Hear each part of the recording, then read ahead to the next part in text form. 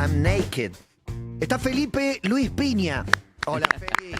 Muy bueno que me cambie el nombre, me encanta. Sí, porque está muy bueno, y la edad también. De prócer. Agradezco 32. mucho la edad, 32 años. 28. Muy... Yo no te puedo ver oculto atrás del micrófono, así que toca. Te vamos a Toca subir la cambiar silla. pie. Dale. No, te vamos a subir la silla un poco. A Dale. ver. Levantá la colita. A Ahí ver. va. Ahí viene. No, esto nunca lo escuché, que Ahí va. le dijeran Ahí va. a Felipe Piña levantar Muchas la colita. gracias, muchas gracias. Ahí Ahí va está. mejor.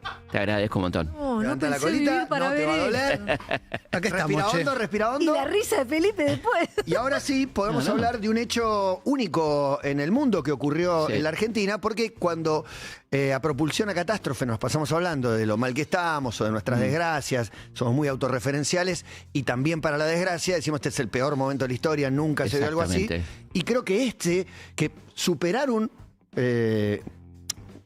bombardeo a tu propia Plaza de Mayo es Sí, imposible. no solo la Plaza de Mayo, ¿no? Se bombardeó Buenos Aires, se bombardeó La Plata, se bombardeó Mar del Plata, No recordaba la residencia presidencial. Bueno, un hecho que ocurrió, hablamos de esto porque en 2 semanas se cumplen 70 años del bombardeo a la Plaza de Mayo, el 16 de junio de 1955, ¿no? Un hecho realmente sin precedentes porque incluso el bombardeo a Guernica, ¿no? Que llevó al famoso cuadro Bueno, de pero era una de guerra Picasso. civil, No, pero eso. no lo bombardean los españoles, lo bombardea una división alemana. Que Claro, estaba acá- con Franco, ¿no? Una dependencia o los militares unidos quieren Exacto. derrocar a Perón y deciden bombardear la plaza con más de 300 muertos. 350 muertos, 700, 800 heridos, una cifra no precisa, con una mentira que quedó ahí dando vuelta en la historia, que el objetivo era matar a Perón. Si ese era el objetivo, bueno, no se entiende las 4 pasadas de aviones y el ametrallamiento de la gente, porque la mayoría de los muertos son por metralla, ¿no? No solamente por los explosivos, que fueron más de 9 toneladas de bombas arrojadas por la aviación naval y por una parte de la Fuerza Aérea, en un contexto muy especial, ¿no? Venía un conflicto con la Iglesia muy fuerte, Perón con la Iglesia, en torno a algunas cuestiones como la ley de hijos naturales, la ley de divorcio. Se venía encarajinando un poco la cosa y la Iglesia aparece como un elemento de cohesión de la oposición, ¿no? Una oposición que estaba ahí bastante complicada con Perón en ese momento. La Iglesia aparece como un elemento de unión y bueno, y comienzan entonces las posibilidades de conspirar contra el gobierno de Perón, y este es un ensayo de golpe con inclusive un triunvirato de gobierno que tenía integrante del Partido Socialista, un Partido Socialista muy corrido a la derecha con Américo Gioldi, radical como Ángel Zavala Ortiz, que participaron de la cuestión. Bueno, toda una gente, empresarios como Vichy, que estaban ahí metidos, la Muraglia, que financiaron el golpe. Felipe, ¿y la sociedad civil qué mirada tenía en ese momento sobre el gobierno de Perón en general? Te lo pregunto para saber si, no te digo que avalen un bombardeo, pero sí que quizás avalaran Debía la haber un posibilidad clima de un social. derrocamiento. Sí, bueno, había empezado a complicarse y el gobierno se había tornado bastante autoritario en cuanto a la clausura de algunos medios de prensa, había estado preso Balbín, había una situación de mucha dureza, incluso había habido un atentado terrorista también en la Plaza de Mayo en el 53 con bombas, o sea que el clima era un clima durísimo y la oposición se sentía en condiciones de conspirar, digamos, ¿no? Esto es más allá de la realidad objetiva y nada de esto justifica nada. Estamos, No, pero se sentían perseguidos. Sí, se sentían perseguidos, había efectivamente un endurecimiento. Cuando hay un golpe en general hay un clima Hay un también clima, desestabilizador, hay mucha gente Sí, sí. desconforme, hay un clima. Sí, totalmente, había una censura de prensa fuerte también, ¿no? Y entonces, bueno, en ese contexto, los partidos políticos tradicionales empiezan a conspirar junto con un sector de la Marina, básicamente. El ejército no se suma a esto, la Fuerza Aérea y la Iglesia. La Iglesia aparece como un pivote fundamental, ¿no? El conflicto que la Iglesia había escalando y termina con la expulsión del nuncio apostólico, ¿no? Así que había una ruptura de relaciones, bueno, muy pesado el ambiente. Y la Iglesia entonces, bueno, se pone ahí al frente un poco del reclutamiento de los llamados comandos civiles, que eran comandos antiperonistas, y se pone en marcha este intento de golpe que tenía una mascarada, porque había ocurrido una gran marcha opositora el día de Corpus Christi, junio, y con esa excusa, esa movilización que era religiosa, había una movilización política detrás, ¿no? O sea que había ateos confesos, tipo socialistas, que marchaban en la procesión.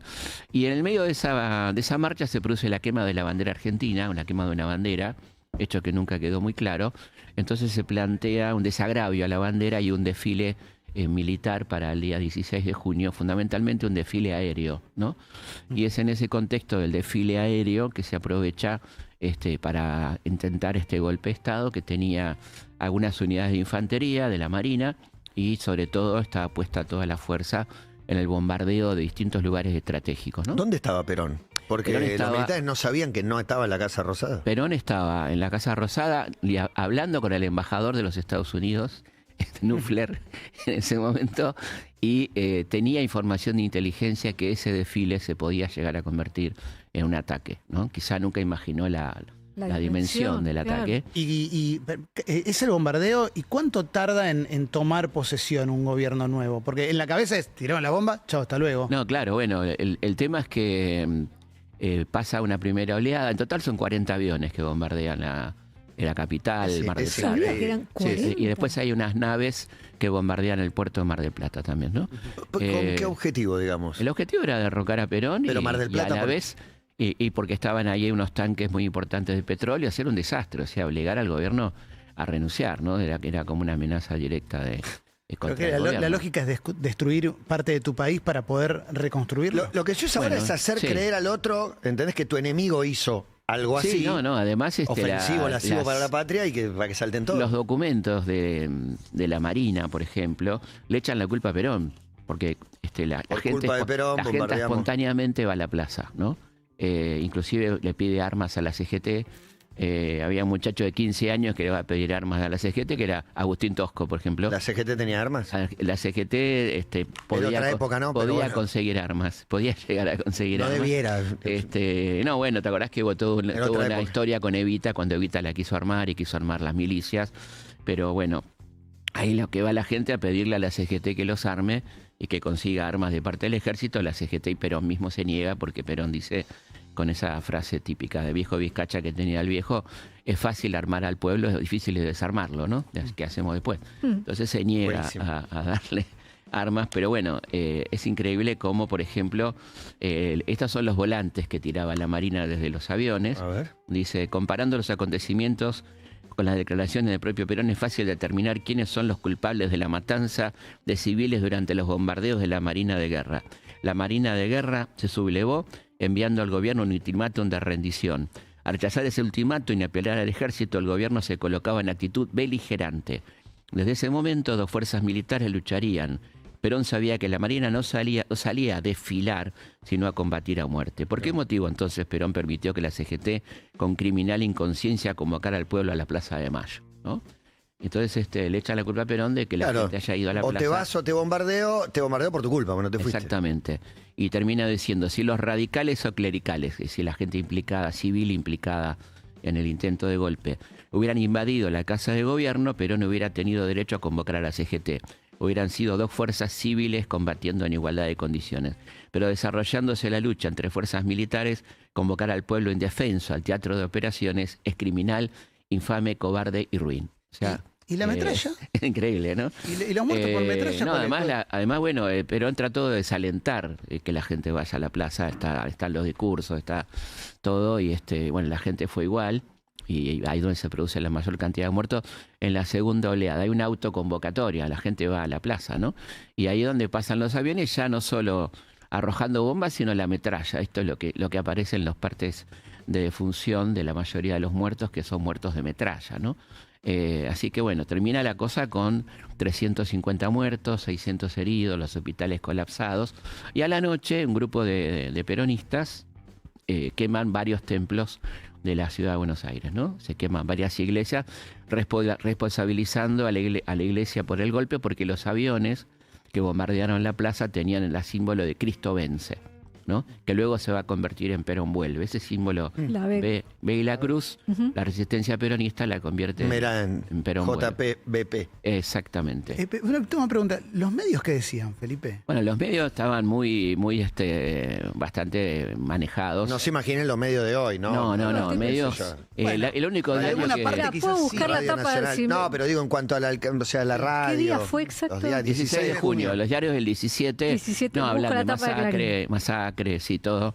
La Nación es el único diario opositor que quedaba más o menos en pie. Pero bueno, la magnitud del hecho fue tremendo. Perón llama a la calma y le dice a la gente que no tome acciones de venganza y que él va a juzgar a los responsables, cosa que efectivamente hace. Pero bueno, esto al poco tiempo se produce el golpe definitivo, 16 de septiembre del 55. La tapa no está disponible, la de Clarín. del Bueno, 17 mira vos de qué junio. cosa curiosa, ¿no?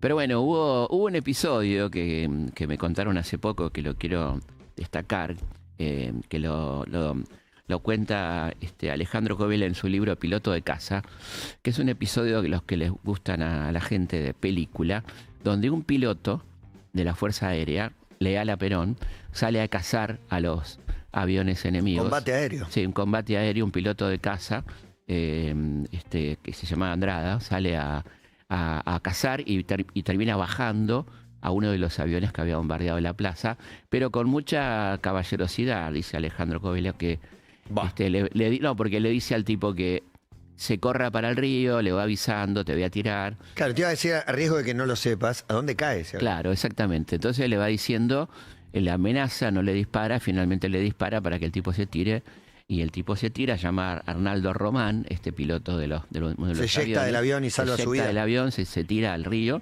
y después le agradece a Adradas este gesto de caballerosidad, pero él logra derribar uno de los aviones, Adradas logra derribar uno de los aviones que había bombardeado la plaza. Los aviones terminan todos en Montevideo. Y no lo destruyen a él, digo, porque No. son 40 aviones, le tirás a uno y salís vivo de ahí. No, la verdad que un acto de muy, muy particular. Los aviones terminan todos en Montevideo y van a permanecer ahí hasta el golpe del 16 de septiembre, el golpe definitivo contra Perón, el comienzo de la llamada Revolución Libertadora. Pero el hecho es un hecho realmente impresionante, ¿no? La primera bomba, por ejemplo, cae sobre un trole, sobre un colectivo de la línea 305, matando a todos sus ocupantes, ¿no? Es decir, que o había mala puntería o había una idea de que las cosas caigan sobre la gente, ¿no? Esto es una cosa muy fuerte. Me escribe un amigo Fernando que su padre fue custodio de Perón, no sé qué, y que lo llevó a la plaza para contarle, y me dice ahí en Avenida de Mayo, me manda fotos del lugar, las columnas de mármol, dice acá, eran las ráfagas de disparo, y están. Están. Si las podés ir a ver, están en el Ministerio de Economía. Tremendo. Ministerio de Economía está en las ráfagas de disparo. Hay ráfagas de disparo, que es justamente una metralla muy pesada, una metralla pesada que se ve las grandes huellas en la pared de mármol del Ministerio de Economía, por ejemplo, ¿no? La Casa Rosada quedó destrozada, quedó prácticamente destruida. Perón, en el momento previo, muy poco antes del inicio del bombardeo, cuando ya le van confirmando que la cosa va... ¿Cuánto tarda entre el bombardeo y el exilio de Perón? ¿Son horas, semanas? No, meses, son meses, porque ahí hay una historia también de película, es que Perón, después de que se produce el golpe, queda como 20 días en el puerto, en la nave Asunción, la famosa cañonera paraguaya. Hay 20 días que Perón está bajo el gobierno de la Revolución Libertadora, en un barco paraguayo, esperando que le den el salvoconducto. ¿Lo tienen capturado? Lo tienen capturado y ahí están planificando matarlo, están pensando qué hacer con él, ¿no? Hasta que finalmente logran darle el salvoconducto y que se vaya a Paraguay. Pero así que hay bastante tiempo entre junio y ponerle casi fin de septiembre, cuando finalmente Perón logra embarcarse tomar un barco hacia Paraguay, ¿no? Felipe, un avión en realidad, porque no querían que transitara por el río Paraná, porque pensaban que eso podía provocar adhesiones de algunos peronistas en Rosario o en otros puertos, ¿no? ¿Qué lugar tuvo en la historia después el golpe del 55? En mi sensación es como que no tuvo tanto peso en el relato histórico después, como que se lo borró un poquito. Sí. Porque me parece que es demasiado pesado como para que haya gente que no lo sepa. Ahí está esto, y está un año después los famosos fusilamientos de José León Suárez, de los que habla Rodolfo Walsh en Operación Masacre, ¿no? 33 fusilados sin ningún tipo de juicio previo. Así que es un golpe durísimo, aparte con un nivel de saña, de destrucción de lo hecho, ¿no? Hay una particular saña con destruir todo lo que tenía que ver con la Fundación Eva Perón, hospitales, escuelas, se queman juguetes, se destruyen lugares como por ejemplo la Ciudad Infantil, que era una especie de réplica de la República de los Niños que teníamos acá, en donde está el CENAR. Era un ataque a los símbolos. Los símbolos, por ejemplo, las piletas fueron cegadas, llenas de cemento, fueron destruidas todas las casitas, todo lo que era la Ciudad Infantil. Bueno, cosas tremendas, ¿no? De destrucción. Se destruyeron pulmotores porque tenían el logo de la Fundación Eva Perón y lamentablemente en el 56 se produce una gran epidemia de polio y prácticamente no tenemos pulmotores por esa locura de haber roto esos aparatos, por ese odio de clase. Podrían haber puesto una etiqueta arriba, ¿no? Por lo que simbolizaba. No había etiquetas en ese momento. No, bueno, no deja de extrañarme. También hay que ver un contexto histórico. Sí. Es un 10 años después de la Segunda Guerra. No sé de qué manera explicarme a mí mismo la indulgencia o la mirada de, y bueno, este gobierno se había puesto autoritario, toca echar. Claro, imagínate vos que no tiene una cosa es entender, otra cosa es justificar, ¿no? Uno puede entender, ahora justificar una masacre de semejante envergadura es una locura completa. O sea, más allá de lo que se piense de Perón y lo equivocado que estaba en ese momento y lo autoritario que se había vuelto el gobierno, etcétera, etcétera, esto no habilita de ninguna manera la masacre que se perpetra en la Plaza de Mayo y alrededores, con gente que caminaba por ahí. Algunos fueron específicamente, otros caminaban por ahí. La gente que iba en ese colectivo, ¿no? Felipe, ¿no es un hecho como la sensación que tengo yo es que no es muy recordado o como... No, muy ocultado también. Pero claro, muy ocultado, eso fíjate que... No aparece en primer plano. No, y en los libros de texto que a mí me tocaban todavía, aparecía sobre todo la quema de las iglesias, ¿no? Que es lo que se produce a la noche, negando lo que pasó antes, ¿no? Todo la tarde, la respuesta al bombardeo. O poniéndolo en el mismo nivel, ¿no? Una respuesta nefasta, obviamente. Claro, todo una es una respuesta violencia. que absolutamente que no sirvió para nada, todo lo contrario. Y se perdieron algunas reliquias y cosas, ¿no? Pero hubo un solo muerto de una persona que sufrió un infarto, un sacerdote. Contra 350 en una plaza. Sí, claro, exactamente. O sea, el problema en Argentina es la cuestión de la necesidad de la equiparación, ¿no? Sí. Yo creo que no hay por qué equiparar, son dos hechos condenables de muy diferente magnitud, evidentemente. Claro. ¿No? Pero mismo pienso desde un foco noticioso, o sea... Sí. Vas a contar las iglesias y no vas a contar que 350 bueno, vas a contar. Lo que pasa es que el tema es quién queda en el poder. Así se contó. ¿Quién queda en el poder? En el poder queda a los que bombardearon. Entonces, claro. ¿de qué manera se puede armar otro relato? Y de hecho el nombre es Libertadora. Libertadora. Que le seguimos, yo la llamo Libertadora. La Libertadora. Bueno, y ahí muy una copa, pero no, eran los milicos dando un golpe de Estado, no liberaban a nadie. Qué interesante. Bueno, viva la libertad. El nombre de Libertadora, que como bien decís vos, está muy fresco. El tema de la Segunda Guerra, la liberación de París, ¿no? Claro. Acá estaban liberando a Argentina del nazifascista, ¿no? Esta era la cuestión. Y también remite a la expedición libertadora de Lavalle, que Lavalle venía a liberar a la Argentina de Rosas. Le fue muy mal a Lavalle, ¿no? Pero bueno, la idea era libertadora, libertar de la tiranía, ¿no es cierto? Ese era también el antecedente. Pero el más fuerte era la liberación de París, ¿no? Venimos a terminar con este régimen, digamos. Con los nazis en París. Exactamente. Es un poco la analogía que se hacía era esa, ¿no? La necesidad de equiparar. Nosotros hacemos esto, pero miren lo que hicieron ustedes. Exactamente. Esto vos lo ves en todo el mundo, lo ves como una característica argentina, lo ves como una característica argentina de todos los tiempos, del siglo XX. Es una característica bastante mundial que, por ejemplo, se usa mucho en la Revolución Francesa, ¿no? Cuando se habla del terror rojo y del terror blanco, ¿no? Porque ustedes saben que hubo un terror rojo primero que fue el de Robespierre y la guillotina y eso, y después vino el terror blanco que mató casi tantos o más gente que el terror rojo. Entonces, pero ha quedado en la historia más registro del primero, ¿no? Sí. Así que sí, hay una forma de contar la historia muy especial que tiene que ver con, como bien dice Matías, con quién la escribe, quién ganó y quién la escribe, ¿no? Sí, es un poco así. Y yo creo que este episodio es un episodio tremendo que me parecía que no podíamos dejar de recordar a 70 años de producido. Exacto, ¿no? El 16 de junio se cumplen 70 años, número redondo. Gracias, Feli, por mantener viva la memoria y seguir recordando hechos como este que ¿Puedo contar una cosita que arranco el sábado? Dale. Empiezo un curso sobre los años 60. Pensé que iba a ser un DJ set. Un curso de los años 60. Los años 60 en Naeski, que es un muy lindo lugar, es un centro cultural, lo pueden buscar ahí, Naeski. Arranco, son 4 sábados de 11 a 1 a la mañana. Los años 60 de perspectiva argentina y mundial.